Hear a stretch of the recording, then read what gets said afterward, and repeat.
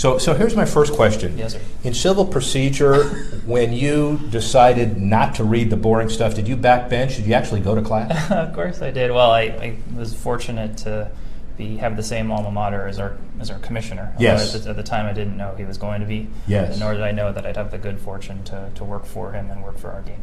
Well, it is interesting because we've had conversations about Harvard Law, and I was a grad in '79, I guess it is, and we finally found somebody who can bring it to the next level. So thank you. It's hardly what we need. Yeah. Growth, strategy, and international. Senior Vice President. It is a busy business card, and you talked about a lot of different things. How did it evolve, and what exactly do you do, basically? Yeah, sure. So I know you mentioned there's a lot of words. I guess if there's solutions in search of a problem, these are words in search of a solution. I think basically the overall goal is, first, whether it be outside of the United States or even domestically, to focus on certain areas of the business that either are potential revenue opportunities or just overall areas in which we as a league could do a better job of playing a support role, not only for our clubs but also for our fans and our other partners. And so obviously the showcase for a lot of what we're doing both this weekend and later on in the season and in the coming 12 months is internationally, both for our business as well as for our events. Well, the perspective you have is really unique, and people ought to know it. In a previous life at baseball, you were the VP of Labor Economics and Deputy General Counsel. Sure. So you had a lot of different perspectives there. Also a Facebook guy, right? And so this is Facebook Reuters, which is a big deal, and a McKinsey guy. Sure. So you've covered the waterfront. So how did that all prepare you for what you're doing today? Sure. I think probably the main challenge for us, and it's almost a reality by which we operate really under the commissioner's leadership, is to work quickly and to work on really big problems and to try to make a significant impact for our clubs as well as for our fans in areas that could really make a difference to the future of the game. And so I think every day under the Commissioner Manfred's leadership, as you'll see in our office, is pretty not only fast-paced but pretty diverse, and it requires a lot of different skills. You got to wear a lot of different hats. It's one of the requirements for working for Mr. Manfred. So. Well, how do you evaluate international success and growth? Is it the 238 players born outside the U.S. on opening rosters? Is it, I found it interesting that Commissioner Manfred's letter to the average fan, it doesn't begin with congratulations of existing teams. It doesn't begin with labor peace. It begins with the games during spring training that included Australia, Panama, Mexico, and Cuba. So that's on his mind. Right. How do you evaluate success on that long term? I think the key for us is to deal with the reality of international growth and development in a way that maybe isn't obvious to folks who don't live the business day to day.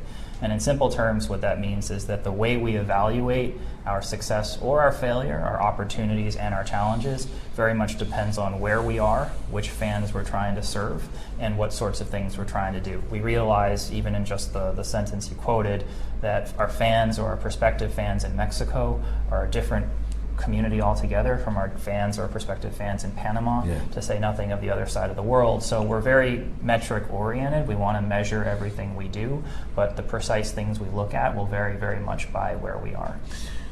Baseball's one of those things that, Olympic sport's one of those things that the farther away you get from a sport being in it, the harder it is to bring it back. Look at golf. It took 9 million years. When does baseball get back into the Olympics? Well, we're certainly hopeful that we're on the doorstep. I think the overall international baseball community knows that Tokyo in 2020 is a prime opportunity given the unique lineage and vibrancy of the baseball community in Japan. But of course, it's not really our decision to make, but we're standing by the wayside and hoping, just like everyone else, all the other fans of baseball around the world, that we're close.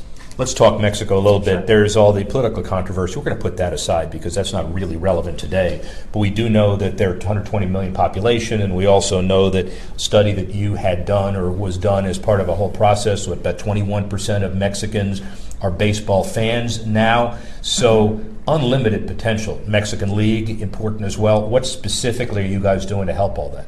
Sure. I think Mexico is unique in a sense and not unique in another sense. I think there's many different communities in the world where we see opportunities to grow not only the game but also baseball as an enterprise. And our primary focus wherever we are is to calibrate our role, our investment, even our taglines to precisely the kinds of things that our partners and our fans, even our municipal partners, for instance, want us to be.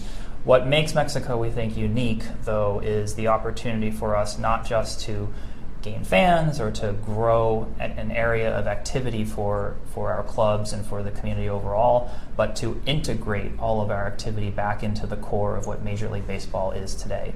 Just as today a fan of the Blue Jays in Toronto is really no less a part of the core of our community than a fan of the Padres here in San Diego, we see the same kinds of opportunities and upside in Mexico, be it in Mexico City or other communities. And that is, I think, what probably excites us more than anything else. Commissioner Manfred made some statements, or at least it was construed this way. He mentioned expansion and Mexico potentially in the same breath. Interesting perspective. Is that years off? How many years off is that? Sure. I think the commissioner himself has mentioned that it's probably a years off thing, which doesn't really diminish the opportunity so much as it actually highlights how long-term it has to be. But I think for those of us who are looking at it more closely, probably the devil is in the details. I think expansion for us is in the first instance about just growing the community and growing our enterprise, and precisely what that means down the road is not only up in the air, but very much depends on just what we learn in the coming years. So obviously when people think of expansion, I think among sports fans in the U.S., we tend to think of additional franchises, and that's certainly an opportunity that would excite a lot of folks.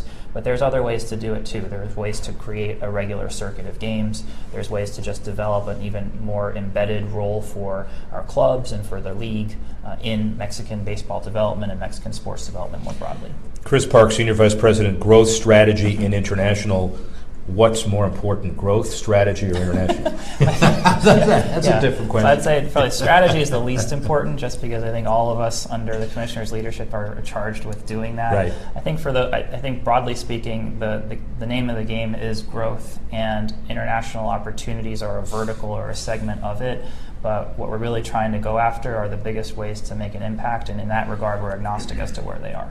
And thank you very much, Chris Park. Thank you. Really appreciate it. Thank you, sir. He was also 40 under 40 for Sports Business Journal. By the way, I'm angling for 100 under 100, just so you know. And if Harvard Law can do it for you, I'll be there pretty darn soon. I appreciate that.